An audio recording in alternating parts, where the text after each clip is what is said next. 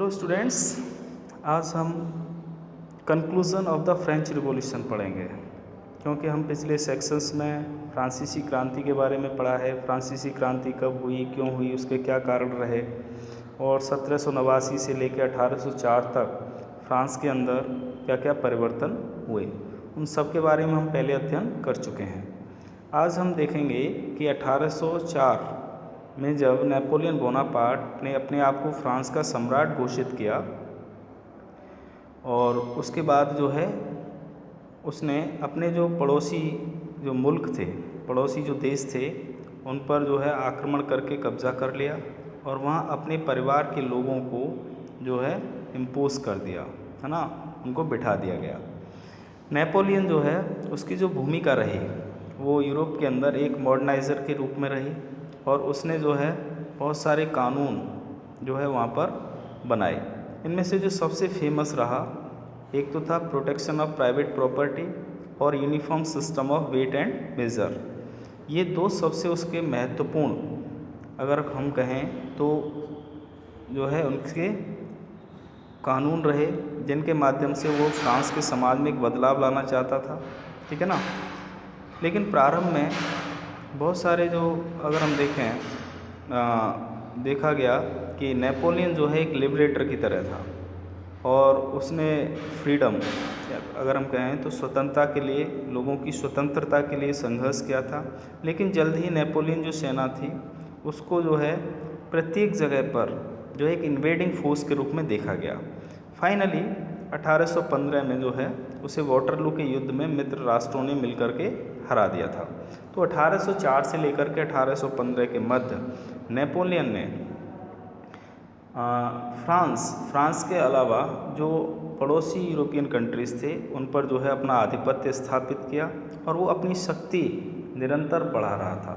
और वो कहीं ना कहीं अगर हम देखें तो वो साम्राज्य का समर्थक था और वो अपने साम्राज्यवाद की जो नीति थी उसको वो आगे बढ़ा रहा था। लेकिन जब उसके पड़ोसी और भी जो कंट्रीज़ थे, जब वो उसके भय से जब पीड़ित हो उठे तो उन सब ने मिलकर के निर्णय लिया कि इसको संयुक्त रूप से ही हराया जा सकता है।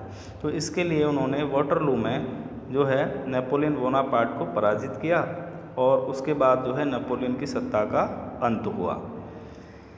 लेकिन अगर हम देखें तो बहुत सारे उसने जो है ऐसे मेजर्स लिए जिसमें रिवॉल्यूशनरीज आइडियाज़ थे, खास करके लिबर्टी और मॉडर्न लॉ। अगर आधुनिक जो कानून बनाए गए, चाहे वो स्वतंत्रता का जो विचार हो, इस प्रकार के जो आइडियाज़ थे वो उसने क्रिएट किए। और अदर पार्ट में अगर देखें हम यूरोप के, तो उसका एक बहुत बड़ा प्रभाव जो है रहा जब नेपोलियन ने फ्रांस की सत्ता को छोड़ा, या एक लंबे समय के बाद अगर हम देखें 1804 से 1815 के मध्य में कि उसने जो भी वहाँ परिवर्तन किए उसका एक बहुत बड़ा इम्पैक्ट वहाँ की सोसाइटी पर दिखा। उसके जो आइडियाज़ थे, खास करके अगर हम बात करें तो रिवॉल्यूशनरी जो फ्रांस था वहाँ जो आइडियाज़ उत्पन्न हुए या क्रिएट हुए, उनमें जब सबसे जो प्रमुख जो आइडियाज़ थे उनमें लिबर्टी का आइडिया था, डेमोक्रेटिक राइट्स का आइडिया था, यानी कि लोगों को स्वतंत्रता चाहिए थी, अधिकार चाहिए थे, ठीक है। तो ये दो आइडियाज़ जो है वो फ्रेंच रिवॉल्यूशन की लेगेसी रहे। उसकी अगर हम कहें तो उसका एक तरीके से उसका अचीवमेंट रहा ये। और जब फ्रांस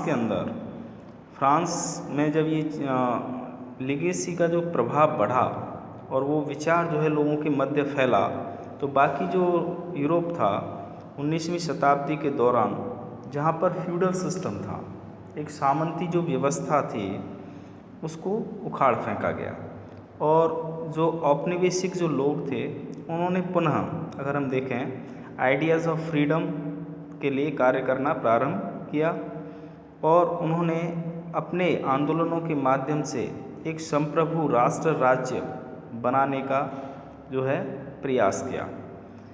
अगर जब हम चर्चा करते हैं फ्रांस की, तो फ्रांसीसी क्रांति एक विश्व स्तर पर सबसे पहली एक ऐसी क्रांति थी जिसने यूरोपियन कंट्रीज़ के अलावा एशियन कंट्रीज़ के अंदर भी जो है अपने विचारों का जो है फैलाव बढ़ाया। इनमें अगर हम भारत की जब चर्चा करते हैं तो भारत के अंदर दो ऐसे लीडर्स हुए, दो ऐसे नेता हुए जो फ्रीडम स्ट्रगल का पार्ट रहे, चाहे वो टीपू सुल्तान हों, चाहे वो राजा राम मोहन राय हों, ये दो ऐसे इंडिविजुअल एग्जाम्पल्स हैं जिन्होंने फ्रेंच रिवॉल्यूशन से जो है एक रिवॉल्यूशनरीज आइडियाज़ को एडॉप्ट किया था, एक क्रांतिकारी विचारों को उन्होंने अपनाया था। क्योंकि उस समय भारत के अंदर जो ब्रिटिशर्स थे वो अपनी शक्तियों को बढ़ा रहे थे। क्योंकि जैसे हमने 8th क्लास में पढ़ा, 1757 में जो है ब्रिटिशर्स ने पहला युद्ध लड़ा और प्लासी के युद्ध में उन्हें बिना लड़े ही विजय जो है मिल गई थी। 1764 में उन्होंने बक्सर का युद्ध लड़ा था, उसमें भी वो विजयी हुए और उसके बाद उनकी महत्वाकांक्षा लगातार बढ़ रही थी और वो अलग अलग राज्यों पर जो है वो आक्रमण करते थे, कभी सैन्य शक्ति से तो कभी जो है वो डिप्लोमेटिकली उनको अपने राज्य में विलय करने का प्रयास करते थे। तो सबसे पहले उनका मुकाबला हैदर अली से हुआ था and he was the father of Tipu Sultan, और उसमें अंग्रेज़ों को हार का सामना करना पड़ा था। लेकिन हैदर अली की मृत्यु के बाद जब टीपू सुल्तान ने मैसूर की सत्ता संभाली तो टीपू सुल्तान जो है वो ब्रिटिश कॉलोनियल का बहुत विरोधी था। वो उनका विरोध करता था, उनकी पॉलिसीज़ का विरोध करता था। कहीं ना कहीं फ्रेंच कॉलोनीज़ के साथ उसकी फ्रेंडशिप रही थी। तो फ्रेंच कॉलोनीज़ और फ्रेंच लोगों के साथ जो उसकी फ्रेंडशिप थी, उसकी जो दोस्ती थी, तो उसका प्रभाव उस पर दिखता था। क्योंकि फ्रांस के अंदर जो भी राजनीतिक परिवर्तन हुए, उन सभी राजनीतिक परिवर्तनों का प्रभाव टीपू सुल्तान पर दिखाई देता था और उसके विचारों पर भी उसका प्रभाव रहा। तो टीपू सुल्तान और राजा राम मोहन राय दो ऐसे व्यक्ति थे जिन्होंने फ्रांसीसी क्रांति के विचारों को अपनाया और उसको इम्प्लीमेंट भी किया, और उसका परिणाम ये हुआ, जैसा आपने 8th क्लास में पढ़ा था, कि टीपू सुल्तान को जो है अंग्रेज़ों के साथ लड़ाई भी लड़नी पड़ी और अंततः 1799 में टीपू सुल्तान को अपनी राजधानी सेरिंगपट्टनम की रक्षा करते हुए अंग्रेज़ों ने उसको मार दिया था। तो कहने का अर्थ यह है, उसके अंदर जो क्रांतिकारी विचारों का जो उदय हुआ अपने देश के लिए, अपनी मातृभूमि के लिए, उसका परिणाम ये निकला कि वो विचार कहाँ से आए। वो विचार जो है उसे फ्रांसीसी क्रांति से मिले थे कि हमें स्वतंत्रता चाहिए, हमें किसी की गुलामी नहीं करनी है, हमें किसी का स्लेव नहीं बनना है। ऐसे ही अगर हम राम मोहन राय की बात करते हैं, Raja Ram Mohan Roy, and he was the father of modern India. क्यों? क्योंकि he was a great social reformer and he introduced different social reforms in our country during the early 19th century. Okay, और उनके जो विचारों पर जो इम्पैक्ट रहा वो कहीं ना कहीं रिवॉल्यूशनरीज जो आइडियाज़ थे फ्रेंच रिवॉल्यूशन के, उनका इम्पैक्ट जो है उनके जीवन पर दिखाई देता है। ठीक है, तो कहने का मतलब ये है कि फ्रांसीसी क्रांति ने केवल फ्रांस नहीं, यूरोप ही नहीं, विश्व के अलग अलग हिस्सों में अपने विचारों का प्रसार किया और उन विचारों से अनेक देशों के लोग प्रभावित हुए और उन्होंने अपनी स्वतंत्रता के लिए संघर्ष प्रारंभ किया। और ये सब कुछ उन्होंने सीखा फ्रेंच रिवॉल्यूशन से। तो फ्रेंच रिवॉल्यूशन एक माइलस्टोन सिद्ध हुआ, एक मील का पत्थर साबित हुआ लिबर्टी के लिए, फ्रीडम के लिए, डेमोक्रेटिक राइट्स के लिए।